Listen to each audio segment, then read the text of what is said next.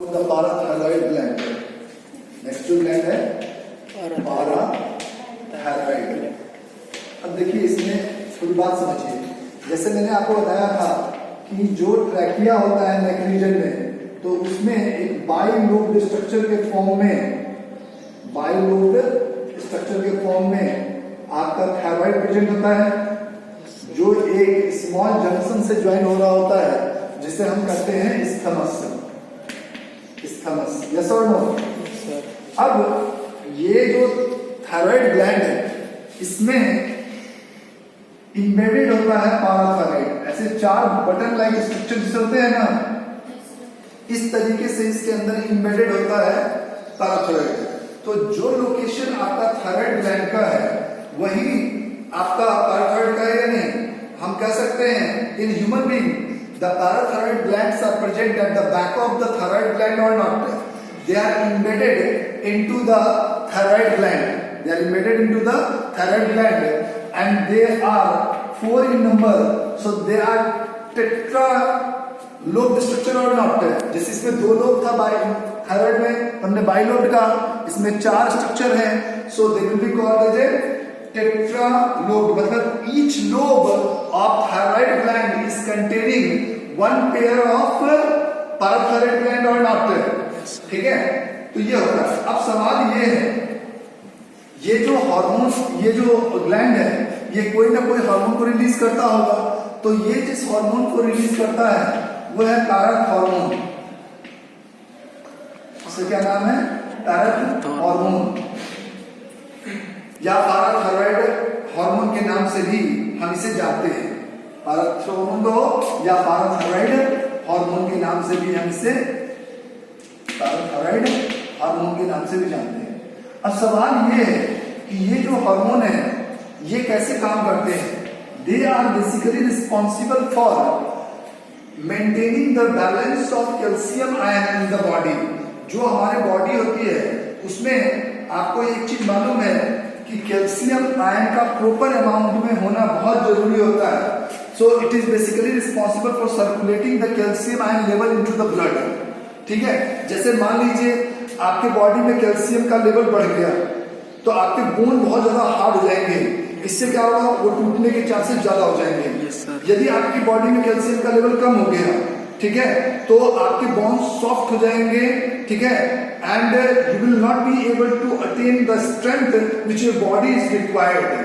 So that's why a proper amount of calcium ion has to be present into the body or not. So कितना bone उसको absorb करे, कितना demineralization और कितना उसका removal body से, ये सारा कुछ जो कंट्रोल करता है, that is controlled by parath hormone. So कौन कंट्रोल करता है? Parath hormone. So basically whatever the food that we eat, which is containing the calcium ion into it, so that goes into our body.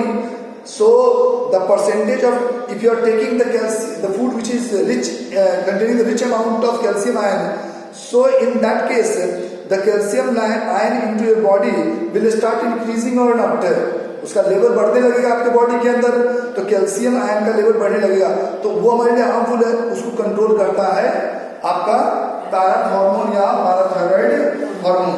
ठीक है, तो हम कह सकते हैं for maintaining the proper balance of calcium ion in the body, for maintaining proper balance of calcium ion in the body, it is very necessary to release parath hormone or not. ठीक है, तो parath hormone क्या होता है? Clear है? इसको हम PTH के नाम से भी जानते हैं, पाराथायरॉइड हार्मोन. इसे हम PTH पाराथायरॉइड हार्मोन के नाम से जानते हैं. नेक्स्ट हम लोग बात करेंगे नेक्स्ट ग्लैंड की, that is thymus. थाइमस का यदि हम लोकेशन की बात करें, तो it is present just above the heart.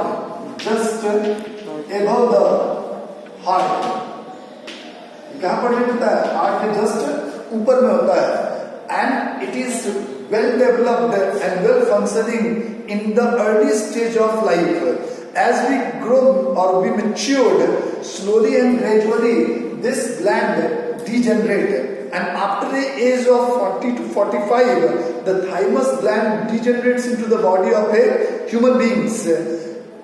ठीक है, अब सवाल ये है कि ये करता क्या है? This is basically responsible for the immunity of the body. This is responsible for what? Immunity. आजकल काफी चर्चा में है इम्यूनिटी, आप लोगों को मालूम होगा, ठीक है? तो ये क्या करता है, एक WBC होता है T लिम्फोसाइट, एक WBC होती है T लिम्फोसाइट. तो T lymphocyte is mainly responsible for fighting with the germs, fighting with the germs. So they are basically responsible for fighting with the germs. So what happens if the thymus will be well developed, large amount of T lymphocyte will be released in the body, and that will be fighting with the germs or not.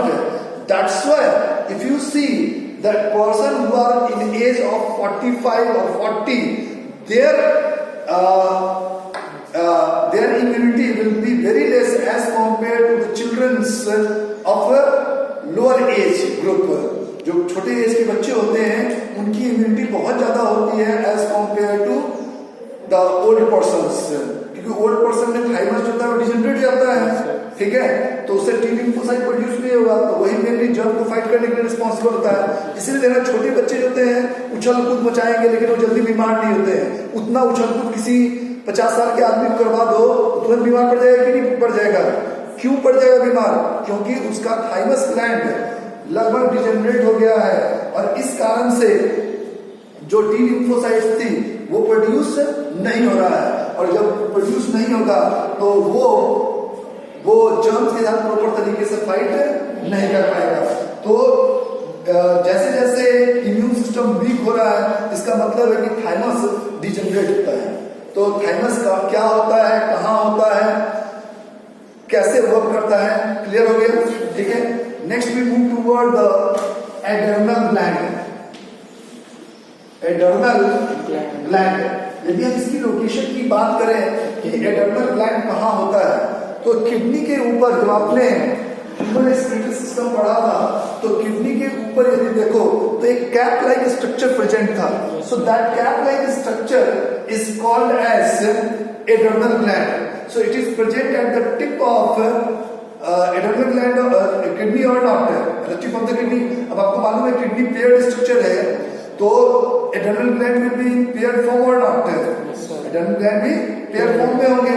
तो in our body one pair of adrenal gland is present which is located at the anterior most tip of the kidney or not. तो location क्या हो गया? Tip of the kidney. ठीक है, इसका location क्या हो गया? लोकेशन हो गया आपका tip of kidney, tip of kidney. ठीक है. अब एक बात बताओ, ये चीज क्लियर हो गया कि एडर्नल ग्लैंड क्या होता है और कहाँ लोकेटेड होता है. जो पूरा का पूरा एडर्नल ग्लैंड को आप देखो तो उसको आप यदि उसका लॉन्जिट्यूडनल सेक्शन लोगे तो वो दो भागों में डिवाइडेड होता है. एक पार्ट जो होता है that is called as cortex and the inner one is called as medulla. तो cortex and medulla, these are the two region. जो मेडुला होता है वो सेंटर की तरफ होता है और कॉर्टेक्स जो होता है वो आउटसाइड की तरफ होता है. ठीक है. तो cortex and medulla are the two regions which are lying into the adrenal gland और नॉट. अब मैं ये क्यों बता रहा हूं ये समझिए. ये मैं इसलिए बता रहा हूं क्योंकि जो एडर्नल ग्लैंड का जो कॉर्टेक्स आउटर रीजन है और इनर रीजन है, दोनों ही अलग अलग एंडोक्राइन ग्लैंड की तरह बिहेव करता है. जब दोनों अलग अलग तरह के एंडोक्राइन ग्लैंड की तरह बिहेव करेगा तो वो अलग अलग तरह के हार्मोन रिलीज करेगा या एक ही तरह का हार्मोन रिलीज करेगा? अलग अलग तरह के हार्मोन रिलीज करेगा. ठीक है. तो नॉर्मली होता क्या है, जो एडर्नल कॉर्टेक्स होता है वो कुछ हार्मोन रिलीज करता है और कुछ हार्मोन जो होता है वो आपका एडर्नल मेडुला रिलीज करेगा. यदि मान लीजिए जो कॉर्टेक्स से से हार्मोन रिलीज होता है वो है कॉर्टिकॉइड, मिनरल कॉर्टिकॉइड, ठीक है। तो मिनरल कॉर्टिकॉइड तो it will be responsible for the breakdown of minerals and responsible for the metabolism of the food और नॉट, ठीक है। तो मान लीजिए कि एड्रेनल कॉर्टेक्स से जो मिनरल कॉर्टिकॉइड है, ग्लूकोकॉर्टिकॉइड ये प्रोड्यूस होने थे, मान लो ग्लूकोकॉर्टिकॉइड, ग्लूको मतलब ग्लूकोज, कॉर्टिकॉइड मतलब कॉर्टेक्स रीजन से प्रोड्यूस होने वाला, तो एड्रेनल कॉर्टेक्स से प्रोड्यूस होने वाला ग्लूकोकॉर्टिकॉइड और मिनरल कॉर्टिकॉइड, तो this is responsible for the metabolism of carbohydrate, ठीक है। अब मान लीजिए उसका प्रोडक्शन कम हो रहा है, तो क्या कार्बोहाइड्रेट का ब्रेकडाउन आपके बॉडी में प्रॉपर तरीके से हो पाएगा? नहीं। तो जब carbohydrate is basically responsible for providing you energy, तो क्या आपके बॉडी में एनर्जी कमी हो जाएगी या नहीं हो जाएगी? आपके बॉडी में एनर्जी की कमी हो जाएगी, और जब आपके बॉडी में एनर्जी की कमी हो जाएगी तो you will get fatigue very easily और नॉट, ठीक है। तो यदि किसी व्यक्ति का एड्रेनल कॉर्टेक्स प्रॉपर तरीके से काम नहीं कर रहा है, तो ग्लूकोकॉर्टिकॉइड, मिनरल कॉर्टिकॉइड ये जो हार्मोन्स हैं ये प्रॉपर अमाउंट में रिलीज नहीं हो पाएगा, जिससे आदमी वीक हो जाएगा और जल्दी फटीग महसूस करना शुरू कर देगा। और इस डिजीज को कहते हैं एडिशन डिजीज। इसे क्या कहते हैं? एडिशन डिजीज, ठीक है। तो हमने आपको बताया कि एड्रेनल ग्लैंड को हमने दो रीजन में डिवाइड कर दिया, कॉर्टेक्स एंड मेडुला। कॉर्टेक्स जो होता है वो डिफरेंट तरह के हार्मोन को रिलीज करता है, like glucocorticoid, corticoid, mineral corticoid. नाम से ही क्लियर हो जाएगा तुम्हारा कि ये किस रीजन से प्रोड्यूस होता है और किस चीज के लिए रिस्पॉन्सिबल होता है। और जैसे ग्लूकोज कॉर्टिकॉइड है तो इट विल स्लो डाउन, यदि अंडर सिक्रीशन हो रहा है तो it will slow down the metabolism of carbohydrate और not carbohydrate, and due to this the person will suffer from a disease called as Addison's disease or not, ये सफर कर जाएगा editions disease से। आया समझ में? तो आपसे कोई पूछेगा कि एड्रेनल कॉर्टेक्स से कौन कौन हार्मोन रिलीज होते हैं, क्या काम? अब से मिनरल कॉर्टिकॉइड है, यदि मान लीजिए मिनरल कॉर्टिकॉइड प्रॉपर अमाउंट में रिलीज नहीं हो रहा है, तो आपके बॉडी में जो मिनरल्स आप खा रहे हो, मान लो आपने फ्रूट्स वेजिटेबल खाया, so they are containing lot of nutrients or minerals into them or not. So when these minerals will go into your body, so that has to be properly digested by your body or not. And for the proper digestion of the minerals, mineral corticoid is required or not. और mineral corticoid proper amount में release नहीं हो रहा है, so the minerals will not properly absorb in your body and you will suffer from the deficiency diseases or not. ठीक है। तो ये कैसे हमारी बॉडी को अफेक्ट करते हैं, क्लियर हो गया। नेक्स्ट हम बात करेंगे द मेडुला रीजन। मेडुला जो होता है that is basically responsible for releasing a hormone called as adrenaline. अब तक आपने इसके बारे में पढ़ रखा है, ठीक है। जब 10th क्लास में तुम थे तो उस समय में तुमने पढ़ा था कि जो एड्रेनल कॉर्टेक्स होता है वो एक हार्मोन को रिलीज करता है, adrenaline and non adrenaline, adrenaline and non adrenaline. तो कॉर्टेक्स एड्रेनल ग्लैंड का कौन सा रीजन होता है जो इसको रिलीज करता है? Medulla reason. एड्रेनलिन और नॉन एड्रेनलिन को कौन रिलीज करता है? ठीक है, इसका नाम एक तो एड्रेनलिन हो गया, दूसरा non adrenaline.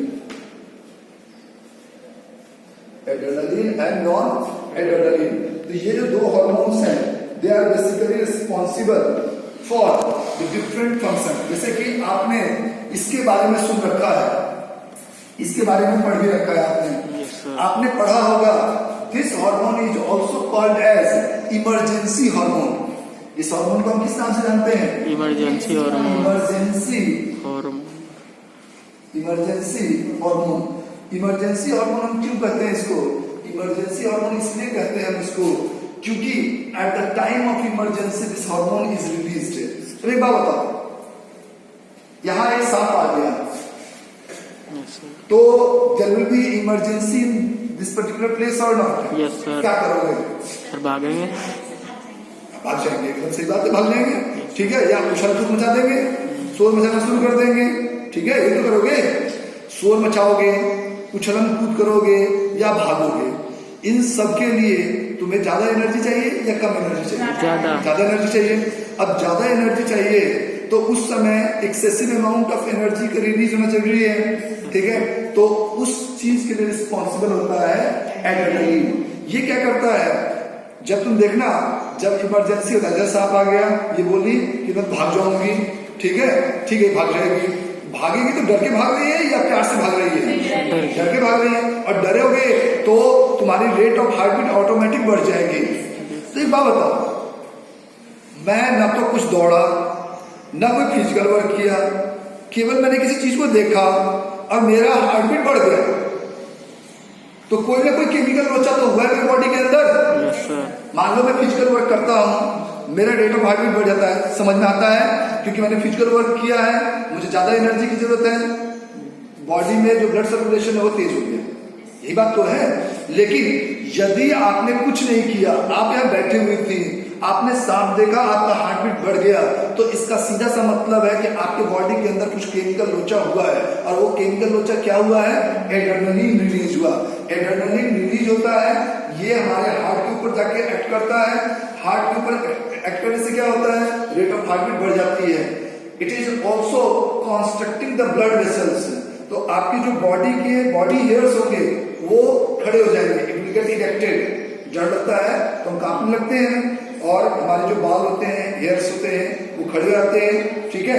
So all these occur because of the release of adrenaline, because this particular hormone is responsible not only for increasing the rate of heartbeat, but at the same time it will be responsible for sweating, constriction of the blood vessels, and all these things will help in increasing the rate of respiration, which will be providing you more and more energy so that you can meet that emergency situation or not, ठीक है। तो इसीलिए ये हमारे लिए important होगा या नहीं होगा, ठीक है। तो ये क्या होता है और किस तरीके से वर्क करता है, क्लियर हो गया, ठीक है। अब एक बात समझो, मैंने आपको ग्लूकोकॉर्टिकॉइड और मिनरल के बारे में बता दिया था, ठीक है। ग्लूकोकॉर्टिकॉइड जो होता है that is also stimulates glycolysis, glycogenesis का स्पेस, ग्लाइकोजेनेसिस, हाँ ये सब कुछ टॉपिक है, हाँ। तो नाम बायोलॉजी में सबसे अच्छी बात क्या है, यदि तुम उसके टर्म को समझ में आ जाएगा तो तुम्हें सब कुछ आसान। देखो, जेनेसिस कहीं पे भी वर्ड होगा, कहीं पे भी बायोलॉजी में कहीं पे भी जेनेसिस वर्ड देखते हो या कहीं पे भी देखते हो, जेनेसिस मतलब जेनरेट करना, जनरल फॉर्मेशन। तो जेनेसिस का मतलब होता है फॉर्मेशन।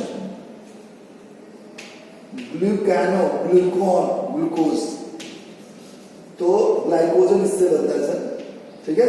तो ग्लूकोज को ग्लाइकोजन में कन्वर्ट करने का जो प्रोसेस होगा that will be called as what, gluconeogenesis और नॉट, ठीक है। और लाइसिस वर्ड कहीं पे भी होगा, लाइसिस, तो इसका मतलब होता है ब्रेक डाउन। जैसे मैं कहूँ लाइपोलाइसिस, लाइको लिपिड, लाइसिस मतलब ब्रेक डाउन, तो ब्रेक डाउन ऑफ लिपिड, ठीक है। तो किसी भी टर्म को देखकर आपको डरने की जरूरत नहीं है, ठीक है। It is only that you have to understand that one and you have to, जब उसे समझ लोगे तो उसके अकॉर्डिंगली इंटरप्रिटेशन कर सकते हो या नहीं कर सकते, ठीक है। तो this is about the adrenal cortex. इसमें कोई प्रॉब्लम नहीं है। Sir adrenal cortex and medulla वो कौन से हार्मोन रिलीज करता है, उसका क्या काम होता है, क्या काम नहीं होता है, ये क्लियर हो गया, ठीक है। अब आप ये बोल सकते हो कि नॉन एड्रेनलिन का तो बताया ही नहीं आपने, ठीक है। Adrenaline and non adrenaline both of them are responding into the stress condition, emergency conditions, ठीक है। जैसे इमरजेंसी कंडीशन खत्म होगा, होने लगेगा, ठीक है, तुम भाग गए, तब भाग गए ठीक है, तो जो हार्ट बीट बढ़ा उसको रोकना भी तो जरूरी है, तो उसके लिए नॉन एड्रेनलिन आ जाएगा। तो पूरे सिचुएशन को जो मीट करता है that is adrenaline and non adrenaline. हाँ, वो बंद कर देगा, भैया इमरजेंसी सिचुएशन जो था वो पूरी हो गई, ठीक है।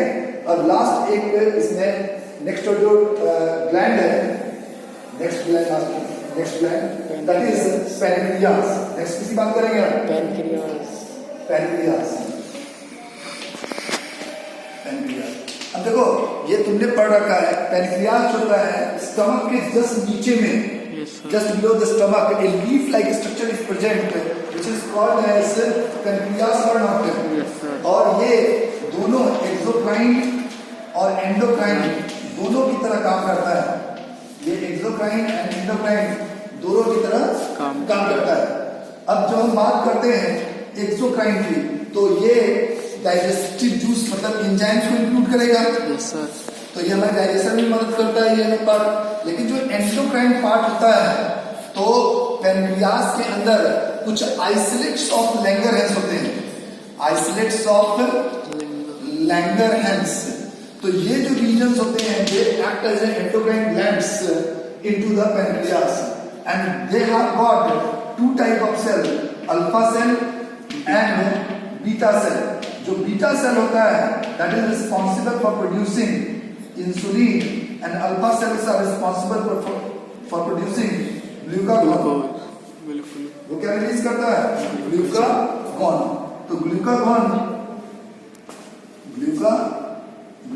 जो होते हैं, तो ये दो सिक्रीशंस हैं, दो केमिकल्स हैं जो पैनक्रियास से रिलीज होता है या नहीं?